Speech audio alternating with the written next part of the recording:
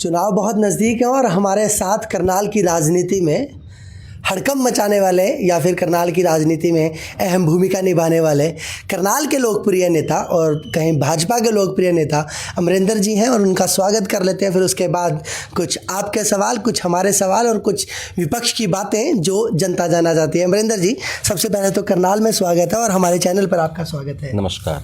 कैसे हैं सर? जी बहुत बढ़िया। बहुत टाइम हो गया है, आपको देखा नहीं है, लोग आपको मिस कर रहे हैं। नहीं, मैं लंबे समय से, जब से चुनाव घोषित हुआ है उस समय से लगभग सर्वाधिक दिन मैं करनाल लोकसभा क्षेत्र के किसी न किसी शहर में ही रहा हूं, किसी न किसी गांव में ही रहा हूं। भारतीय जनता पार्टी के पक्ष में एक जानदार वायुमंडल है। भारतीय जनता पार्टी के नेतृत्व ने पार्लियामेंट के लिए जो उम्मीदवार दिया है और जो विधानसभा के लिए उम्मीदवार दिया है, दोनों उम्मीदवारों में एक अलग प्रकार की कैलिबर है और उस कैलिबर को देख करके लोकसभा में और इस विधानसभा में जनता ने यह तय कर लिया है कि भारतीय जनता पार्टी के पक्ष में मुझे मतदान करना है। 31 साल का लड़का, इतना जोश है, इतना कार्यक्रम कर रहे हैं, लोग पागल हो रहे हैं, सेल्फियां खींच रहे हैं और वो कहते हैं कि खट्टर साहब ने 9.5 साल में कुछ नहीं किया, तो अब क्या करेंगे? 9.5 वर्षों में माननीय मनोहर लाल जी ने हरियाणा के राजनीतिक इतिहास में जो परिवर्तन लाए हैं, उस परिवर्तन का कोई उदाहरण नहीं है। कांग्रेस एक झूठ बोलने वाली सबसे बड़ी इंडस्ट्री है और इस इंडस्ट्री की शाखाएं अलग अलग स्टेटों में, अलग अलग जिलों में, अलग अलग क्षेत्रों में हैं। ये झूठ बोलने वाली केवल कंपनी है, इसके सिवा इसके पास कोई काम नहीं है। केवल जनता को बरगलाने का काम करती है कांग्रेस। कांग्रेस के पास झूठ का सहारा है, बाकी उनके पास कुछ भी नहीं है। वो भी ऐसे ही बोलते हैं कि 2 करोड़ नौकरियां हर साल, 15 लाख खाते में, हवाई चप्पल वाले हवाई जहाज में, विदेशों में डंका, अपने देश में गरीबी से, बेरोजगारी से बढ़ता जा रहा है। कांग्रेस भी यही आरोप लगाती है। मैंने तो कहा कि उनके पास झूठ बोलने के सिवा कुछ नहीं है, वो समीक्षा ही नहीं कर पाते। इस देश में लगभग 55 वर्षों तक कांग्रेस ने शासन किया है। 55 वर्षों के कालखंड को उठाओ और इन बाकी के और वर्षों के कालखंड, 10 वर्ष नरेंद्र मोदी जी के, 6 वर्ष माननीय अटल बिहारी वाजपेयी के, इन 10 वर्षों के कालखंड की जब तुलना करोगे, देश में 80 नए एयरपोर्ट बनाने का काम भारतीय जनता पार्टी की सरकार ने किया है, नरेंद्र मोदी जी की सरकार ने किया है। देश में सर्वाधिक ट्रेन इंफ्रास्ट्रक्चर के क्षेत्र में, जो रेल इंफ्रास्ट्रक्चर के क्षेत्र में क्रांतिकारी परिवर्तन आया है, वो नरेंद्र मोदी जी की सरकार में। पहले क्यों नहीं आता था? पहले एम्स कितने होते थे साहब? आज देश में सर्वाधिक एम्स, सभी लगभग बड़ी जगहों पर जहां पॉपुलेशन कंट्रोल की जा सकती है, ऐसे सब स्थानों पर एम्स बनाने का काम नरेंद्र मोदी जी की सरकार ने किया है। नरेंद्र मोदी जी की सरकार ने किसान सम्मान निधि दे करके किसानों के सम्मान की चिंता की है साहब। नरेंद्र मोदी जी की सरकार ने गांव में रहने वाली उस महिला की आंख को भी बचाने का काम किया है, जो 20 साल 22 साल की आयु में अपने माँ के आंगन से निकल करके अपने ससुराल में जाती थी, चूल्हे में आंख फूंक फूंक करके उसकी आंख 40 साल से कम की आयु में खराब हो जाती थी साहब। उज्ज्वला योजना के माध्यम से आंख भी बचाने का नरेंद्र मोदी ने काम किया। जो काम नरेंद्र मोदी जी की सरकार ने किया है, उस कल्पना को पब्लिक समझ रही है। कांग्रेस एक झूठ की पुलिंदा है। यदि आप पूछा जाए कि झूठ क्या होता है, आपको सहजता के साथ कांग्रेस को याद कर लेना चाहिए। झूठ का मतलब कांग्रेस नहीं। जैसे आपने तो ये काम गिनवा दिए, पर सरेआम लोग कहते हैं कि भाजपा अपनी बाइट में धर्म की राजनीति करती है। मैं काम में आपकी बाइट में काम को तो गिनवा ही नहीं सकता। काम तो इतने ज्यादा हुए हैं। मैंने तो आपने वो जो सवाल किए, तो सवाल के मेरा सवाल था कि 2 करोड़ नौकरियां आपने एयरपोर्ट गिनवा दिए, मैंने बोला 15 लाख। आप ये ललित जी, आप यह समझो कि एयरपोर्ट बनता है तो वहां रोजगार मिलता है कि नहीं मिलता है? एयरपोर्ट बनेगा, बिना आदमी के चलेगा क्या? वहां का सिस्टम बिना आदमी के चलेगा क्या? नहीं चल सकता। रेल इंफ्रास्ट्रक्चर के क्षेत्र में यदि क्रांतिकारी परिवर्तन हुआ, इसको हम काम के रूप में आगे बढ़ाएं, तो बिना मैन पावर के काम हो सकता है क्या? हम हाईवे बना रहे हैं, हम नेशनल हाईवे बना रहे हैं। हम जितने हाईवे बना दिए, आज तक भारत के राजनीतिक इतिहास में नहीं हो पाया जो 10 वर्षों में आदरणीय नरेंद्र मोदी जी की सरकार ने कर दिया है। तो ये इसमें मैन पावर नहीं लगता क्या? हमने रोजगार को दिया है। आप मोबाइल के क्षेत्र में देखो, क्रांतिकारी परिवर्तन आया साहब। दुनिया का अकेले लगभग 60% मोबाइल हमारे देश में बनने लगा है। सब जगह हमारे यहाँ से काम होने लगे। हमारे यहाँ सलेह खरीदे जाते थे साहब, असले हैं हमारे यहाँ से बेचे जाने लगे साहब। इसलिए मन मस्तिष्क को समझ करके ही लोग बहुत गंभीरता के साथ। फिर भी चिंता का माहौल क्यों है? सिर्फ अमरिंदर सिंह ही रिलैक्स क्यों है, बाकी सब क्यों नहीं? कोई सब देखिए, जो पॉलिटिकल आदमी है उसको ये पता है कि जनता पहले के हिसाब से मतदान नहीं करती है। पहले गांवों में चौधरी होते थे साहब, और एक गांव में 1 2 3 गोल होती थी, चौधरी होते थे, वो जिसके साथ चले जाते थे, लगभग उस गांव के उसी हिस्से के हिसाब से लोग आगे बढ़ जाते थे। इस समय ऐसा नहीं है। देश अब शिक्षित हो चुका है। देश के लोग संवेदनशील होकर के मेरा भविष्य किसके हाथ में सुरक्षित है, इसके आधार पर स्वयं फैसला करने लगे हैं। घर में, परिवार में, पति और पत्नी में भी मतदान के संदर्भ में चर्चा करने पर जो समझदार लोग हैं, यदि कई समझदार, कुछ लोग ऐसे कहते हैं ना कि फलाने दल को वोट करना है, लेकिन उसकी पत्नी को पता है कि उज्ज्वला योजना के माध्यम से आंख को नरेंद्र मोदी ने बचाया है। इसलिए मुझे नरेंद्र मोदी को वोट देखिए, देना है। आपकी बात कुछ हो रहा है क्योंकि आप अच्छे वक्ता हैं, करनाल में काफ़ी एक्टिव रहे हैं, आपके जाने से कहीं ना कहीं कमी भी खली कार्यकर्ताओं को भी, लेकिन जो सच्चाई है आप उससे भाग नहीं सकते अमरिंदर जी। नहीं, सच्चाई से भाग कहाँ है? बातें ऐसी बताऊंगा कि आपके पास जवाब नहीं होगा। आप मेरे पास आपके हर सवाल के जवाब हैं। देखिए, हम अगर बोलेंगे ना तो फिर आप तो शायद इसको इजी लें, पर कुछ लोग बहुत नाराज हो जाएंगे। आपको पता है हरियाणा के स्कूलों में टीचर्स नहीं है। ये कौन कहता है टीचर्स नहीं है? कौन कहता है? हमने खुद हमारे मैं आपको ललित जी बहुत जिम्मेदारी के साथ इस बात को कह सकता हूं, जब हम किसी नए इंफ्रास्ट्रक्चर को खड़ा करते हैं ना साहब, जब किसी नए इंफ्रास्ट्रक्चर को खड़ा करते हैं तो तमाम प्रकार के अवरोध पैदा होते हैं। उस अवरोध के समाधान की दिशा में सरकारों का काम होता है उसको पूरा करना, और मनोहर लाल जी की सरकार ने उस समय पूरा किया। माननीय नायब सिंह सैनी जी इस समय मुख्यमंत्री हैं, मुख्यमंत्री बनने के तुरंत बाद आदर्श आचार संहिता लागू है, इसलिए वो ऐसे किसी विषय पर किसी प्रकार की घोषणा नहीं कर सकते। लेकिन मैं बहुत विश्वास के साथ कह सकता हूं कि बेहतर हरियाणा को बनाने के लिए 9.5 वर्ष की पुरानी सरकार ने जो काम किया है, 50 साल के हरियाणा के राजनीतिक इतिहास को पूरा चलिए, हरियाणा छोड़िए, हम करनाल की बात कर लेते हैं। करनाल के कल्पना चावला में लगभग 650 करोड़ रुपया लगा देती है सरकार, पर वहाँ पर इक्विपमेंट्स नहीं है। एक्सरे के लिए 3 बजे हमारी गरीब बहनें प्रेगनेंसी के मास में 3 बजे जाकर खड़ी होती हैं, तब जाकर नंबर लगता है। उसका जवाब कोई देगा? बिल्कुल उसका जवाब होना चाहिए, इसके लिए ऑफिसर रिस्पॉन्सिबल है। लेकिन मैं आपको ये बताना चाहता हूँ, कहते हैं कि हम लिखकर भेजते हैं। मैं आपको बताना चाहता हूँ, आपको ये समझना होगा कि जब हमारे यहाँ इंफ्रास्ट्रक्चर नहीं था, हमने इंफ्रास्ट्रक्चर खड़ा किया।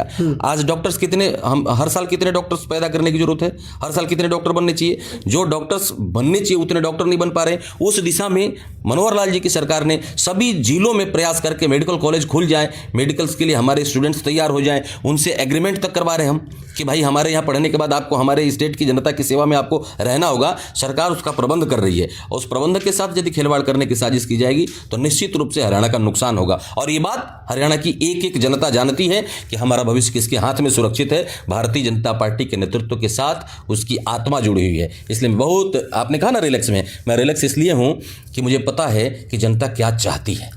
देखिए, अगर हम भाजपा के लोगों से बात करें वो भी इतने शोर हैं, कांग्रेस से बात करें वो भी इतने शोर हैं, और जो चुनाव लड़ रहे हैं एक दो उनके लोगों से मिले वो भी इतना शोर है कि हम इस बार जमानत जब्त करा देंगे अगलों की, इस बार हम इतने मार्जिन से जीतेंगे। एक्चुअल ग्राउंड की सच्चाई क्या? एटलीस्ट अमरिंदर सिंह तो सच बोल सकते हैं। बिल्कुल सच बोल सकते हैं। हाँ। हम लोगों ने 9.5 वर्ष में इस राज्य की छोटी छोटी व्यवस्थाएं ठीक करने की दिशा में काम किया। कोई नो काम गिनवा दीजिए जिसपे ललित शर्मा, पत्रकार ललित शर्मा सवाल ना खड़े करे, कोई भी नो काम। पत्रकार ललित शर्मा जी को मैं 9 काम की बात क्यों करते हैं साहब? काम तो इतने के जिसकी कोई सीमा नहीं। हमने जो ट्रांसफर पॉलिसी लाई थी, सबको रिलैक्सेशन देने का काम किया। ट्रांसफर के लिए लोग नेताओं के आगे पीछे घुमा करते थे, अफसरों के आगे पीछे घुमा करते थे, अप्रोच खोजते थे साहब। सबसे बड़ी बात, अंबाला से हिसार जाने वाला हाईवे, केवल भूपेंद्र सिंह हुड्डा जी को छोड़कर ऐसा कोई मुख्यमंत्री नहीं हुआ था जो उस हाईवे का उपयोग नहीं करता था साहब। हाईवे नहीं बना पाया था। मनोहर लाल जी की सरकार आते ही 5 साल के अंदर भी उस हाईवे को बनाने का काम मनोहर लाल जी की सरकार ने किया। यमुनानगर से पंचकुला का, आप भी कभी गए होंगे 6 साल पहले, तो आपको यमुनानगर से पंचकुला की 110 किलोमीटर की दूरी 2.5 घंटे लगती थी साहब। उस काम को हमने किया। सारे जिलों में मेडिकल कॉलेज की स्थापना हमारी सरकार ने करवाई है। पहली बार हरियाणा से यमुनानगर के लिए ट्रेन भी जानी थी, वो भी नहीं बनी है। वो भी सर्वे हो चुका है, आपकी जानकारी के मुताबिक वो भी सर्वे हो चुका है। रेलवे डिपार्टमैंट ने इस पर अपना काम भी प्रारंभ किया हुआ है। सबसे पहला एलिवेटेड रेलवे ट्रैक रोहतक में बनाने का भारतीय जनता पार्टी ने काम किया साहब। सबसे पहली सरकार मनोहर लाल जी की सरकार रही है जो 2 साल के अंदर 350 टेलों तक पानी पहुंचाने का काम किया साहब। पारदर्शी नौकरी देने का काम मनोहर लाल जी की सरकार ने किया साहब। जिस मां यहाँ पर हरियाणा में कोई गरीब माँ भैंस पालती थी, उसको खिलाती थी, दूध निकाल करके अपने बच्चे को पिलाती थी। मेरा बच्चा बड़ा होगा तो सरकारी नौकरी के लिए तैयार हो जाएगा साहब। उसका बच्चा सरकारी नौकरी में नहीं लगता था, इसलिए कि उसके पास कंगन नहीं होते थे, उसके पास मंगलसूत्र बेचने के पैसे नहीं होते थे, मंगलसूत्र के पैसे नहीं होते थे, उसके पास कड़े नहीं होते थे, उसके पास जेवर नहीं होते थे साहब। उसका बच्चा कितना भी मेहनती होता था, वो सरकारी नौकरी नहीं पाता था। इस गरीब माँ की महिला को सम्मान देने का भी काम मनोहर लाल जी की सरकार ने किया। बिना खर्ची नौकरी देने का काम किया। कितना काम काउंट कराऊं साहब? आप 9 की बात करते हैं, दिन भर बोलूंगा फिर भी काम खत्म नहीं होंगे। मनोहर लाल जी ने हरियाणा वो लोग कौन है जो बदलने का काम किया। वो लोग कौन है जो इस टाइम कांग्रेस का झंडा उठा रहे हैं? अगर आप इतने अच्छे हैं, 2019 में क्या हुआ था आप जानते हैं सर? 39-40 पर आकर सिमट गए थे। अगर आपने इतने अच्छे काम करवाए हैं तो 2019 में मार्जिन, अगर नहीं सर, ये प्रमाणिक काम है, इसमें मैं झूठ बोलता हूं मुझे फांसी टांग दो। यदि इन कामों में मैंने कोई बात गलत बोली है, फांसी टांग दो। नहीं, अगर होती तो मैं आपको टोक देता। मैं सच का साथ देता हूं। आपने जो बोला वो जेन्युइन है, पर जो नहीं हुआ उसको कैसे बोल सकते हैं? मैं कितने काम गिनवाऊं? ई रिक्शा चार्जिंग पॉइंट खुला, वो बंद करवा दिया गया। सिटी बस की व्यवस्था चली, वो बंद करवा दी गई। नाइट मार्केट खुलती है, वो बंद करवा दी गई। क्या कोई मुख्यमंत्री जी को, पूर्व मुख्यमंत्री जो कर जाकर बताता है कि आपके वजह से या आपके अधिकारियों ने आपका नाम खराब किया? क्या कभी किसी ने उनको बताया? आवश्यकता आविष्कार की जननी है। आवश्यकता जिस प्रकार के काम की होगी, जैसी जरूरत होगी, सरकारों का काम है उसके लेवल पर काम करना, और हमारी सरकार ने उस लेवल पर काम किया है साहब। आपको याद होगा NDRI से बल्लड़ी बाईपास शाम को 4 बजे के बाद कोई साइकिल से भी जाने से भय खाता था साहब। आपको नहीं दिखता? स्मार्ट सड़क लोग फील लेते हैं, वहां पैदल जाते हैं। तो आपको रामनगर काछवा रोड का रिवर फ्रंट नहीं दिखता है साहब। आपको यहाँ के पार्क वो नहीं दिखते जो इतने सुसज्जित हो गए। आपको कर्ण तालाब नहीं दिखता साहब, जो यहाँ के ऐतिहासिक धरोहर में शामिल था, वो जीर्ण शीर्ण अवस्था में था। आप लोग जिम्मेदार लोग हैं, और आप जैसे अनुभवी पत्रकारों से मेरी व्यक्तिगत रूप से अपेक्षा है कि आप लोगों को समाज को बेहतर आईना दिखाने के लिए प्रयत्न करना चाहिए। इस झूठ फरेब वाले जो कंपनी काम कर रही है, इस झूठ फरेब की कंपनी के प्रचार को आप सबके माध्यम से खुला करना चाहिए कि ये फरेब कंपनी है। आपके अकॉर्डिंग 10 में से कितनी सीटों पर आने वाली है? 10 में से भारतीय जनता पार्टी 10 सीटों पर जीतने वाली है। ये 11वां कमल करनाल के उपचुनाव का भी है। किसी भी सीट पर हरियाणा में कोई कंटेस्ट नहीं है। कारण ये है कि जनता को ये पता है कि हम किसको वोट देंगे तो हमारे वोट का क्या मीनिंग्स है साहब। केवल भारतीय जनता पार्टी ऐसी पॉलिटिकल पार्टी है जो बहुमत की लड़ाई के लिए अपने उम्मीदवार उतारे हैं। बाकी सारी पार्टियां काउंट करो ना, उनके तो बहुमत के उम्मीदवार भी नहीं है। और आप बहुमत की बात कर रहे हैं, एक सेकंड, आप बहुमत की बात कर रहे हैं। 6 कैंडिडेट कांग्रेस के लेने पड़ रहे हैं। नहीं, कैसे अशोक तंवर सारी पार्टियों में घूम कर आते हैं, भाजपा टिकट देती है। रणजीत चौटाला कांग्रेस से आते हैं, भाजपा में जाते हैं। अरविंद शर्मा कांग्रेस BSP सब में जाते हैं, भाजपा में आते हैं। बताते हैं साहब जी, बताते हैं। योग्य राजनीतिक कार्यकर्ता किसी भी दल का हो तो उसका सम्मान होना चाहिए, और योग्य राजनीतिक कार्यकर्ताओं के साथ यदि उनको लगता है कि मैं भारतीय जनता पार्टी के सिद्धांतों से जुड़ करके राष्ट्रवाद को आगे बढ़ा सकता हूं, भगवान राम की प्रतिष्ठा को आगे बढ़ाने में मेरी भी भूमिका होनी चाहिए, उनको अपने पुरखों के सपने यदि याद आ गए, वो भारतीय जनता पार्टी में आए। कुलदीप बिश्नोई को टिकट ना मिलने से नाराज हो गए। कुलदीप बिश्नोई को टिकट ना मिली तो नाराज हो गए। वैसे वो भाजपा में अपनी आस्था जता रहे थे। कुलदीप बिश्नोई जी कहीं नाराज नहीं है। कुलदीप बिश्नोई जी शायरी भी लिखी, भारतीय जनता पार्टी के लिए वो चुनाव प्रचार कर रहे हैं। योग्य नेता हैं, उनका सामर्थ्य है राजनीतिक, उनके राजनीतिक सामर्थ्य का जनता सम्मान करती है। वो भारतीय जनता पार्टी की मजबूरी है कि आप भाजपा में हैं। सच्चाई आपको भी पता है कि कहां कमजोर हैं, कहां गलतियां हुई हैं। वरना ये मैसेज क्यों वायरल हो रहा है करनाल में कि नायब सैनी ने आकर थोड़ी सी उम्मीदें जगा दी, थोड़ी इज्जत बचा ली। मैंने आपको एक बात बहुत पहले ही आपसे बातचीत में मैंने कहा था कि कांग्रेस एक झूठ की बहुत बड़ी इंडस्ट्री है, और इस इंडस्ट्री के सब जगह ब्रांच हैं। उस ब्रांच में काम करने वाले कहीं मैनेजर हैं, कहीं डायरेक्टर हैं, कुछ लोग हैं, और जो झूठ को फैला करके राजनीतिक वायुमंडल को दूषित करने की साजिश कर रहे हैं, वो इसमें निश्चित रूप से फेल होंगे। अमरिंदर जी, 4 जून ज्यादा दूर नहीं है, कहीं ऐसा तो नहीं है हमें आपको पंचकुला आकर मिलना पड़े 4 जून को? 4 जून को रिजल्ट चाहे जितने बजे आए, 11 बजे अमरिंदर सिंह आपके साथ लाइव होगा। हम कंफर्म कर दें, क्योंकि हमारे दर्शक हमसे फोन कर पूछते हैं। 4 जून को अमरिंदर सिंह आपके साथ लाइव होगा। देश में नरेंद्र मोदी जी पूर्ण बहुमत की सरकार के साथ होंगे। हरियाणा में भारतीय जनता पार्टी सभी सीटों पर विजय से प्राप्त। एक आखिरी सवाल मैं जानना चाहता हूं, मेरे दर्शक जानना चाहते हैं। मनोहर लाल खट्टर जी ईमानदार हैं, ये विपक्ष भी मानता है, करनाल की जनता भी मानती है, और पत्रकार भी मानते हैं, पर क्या उनकी ईमानदारी लोगों से हजम हुई? देखो, मैंने एक बात आपको कही है कि जनतंत्र बड़ा खूबसूरत ढंग से अपना बना हुआ है। इस जनतंत्र में जब कोई आदमी नया काम करता है तो उसकी अलग अलग ढंग से लोग चर्चा करते हैं। जैसे कोई सामान्य चुनाव आप ले लो, आप अपने गांव का चुनाव ले लो। आपके गांव का चुनाव है, एक व्यक्ति पाया 200 वोट, दूसरा व्यक्ति पाया 201 वोट, तीसरा व्यक्ति पाया 202 वोट। कितने वोट हो गए? 603 वोट हुए साहब जी। 603 वोट हुए, 604 वोट हुए, लेकिन 203 वोट तो पहले खराब हो गए साहब। 203 वाला चुनाव जीत गया और 403 वाले हार गए साहब। हाँ। तो जनतंत्र की यह खूबसूरती है कि बड़े मुंडी वाले को जीत देती है।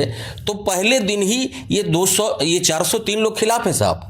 तो 403 लोग तो पहले ही रावण की भूमिका में बने रहना चाहते हैं, उनको हम क्या कर सकते हैं। लेकिन जिसके साथ जनता का मैंडेट होता है, जिसके पास 203 वोट हुआ, साहब वो विजयी होता है। इसलिए मनोहर लाल जी ने इस राज्य के डेवलपमेंट के लिए जो काम किया है वो निश्चित रूप से राजनीतिक रूप से याद किए जाने वाले लोगों में से शामिल होंगे। मुझे लगता है कि यही कारण है कि अमरिंदर सिंह जो पूर्व ओएसडी रहे, चेयरमैन रहे और भी काफ़ी कार्यभार संभाला, इसीलिए लोग इनको प्यार करते हैं। कि यहाँ तक भी सुना हमने लोगों से कि उनको अगर करनाल बुला लिया जाए तो माहौल कुछ और होगा, पर ये फिर भी इतनी दमदार बातें कर रहे हैं। अब देखना ही होगा, मैं अगर अपना अनुभव साझा करूँ या विपक्ष का या इनका, तो बहुत सी बातें बनती हैं, लेकिन फैसला 4 जून को आ जाएगा। एक तरफ भाजपा जहाँ 404 की बातें कर रही है, वहीं कांग्रेस जहाँ उनको 200 से नीचे गिरने की बात कर रही है, या जैसे अमरिंदर सिंह जी ने जितने काम गिनवाए वो काम करनाल की जनता के दिमाग में है भी या नहीं, वो भी बड़ी अहम बात है। शेयर कर दीजिएगा, अपनी राय जरूर दीजिएगा।